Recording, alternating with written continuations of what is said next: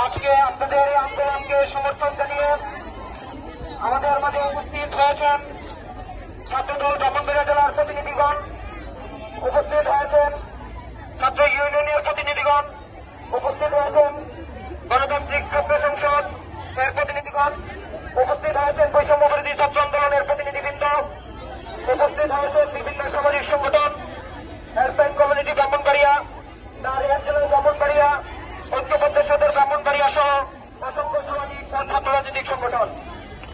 আমরা ছাত্রদের মৌলিক যে অধিকার, এই অধিকারের দাবিতে আজকে আপনাদের কাজ করে নিয়ে এসেছি।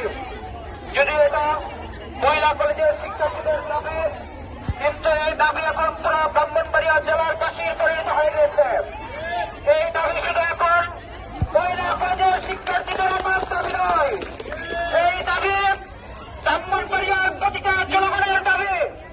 আমরা ব্রাহ্মণবাড়িয়া সরকারি মহিলা কলেজে একটি নান্দনিক গেট স্থাপন করা এখন প্রয়োজন হয়ে দাঁড়িয়েছে।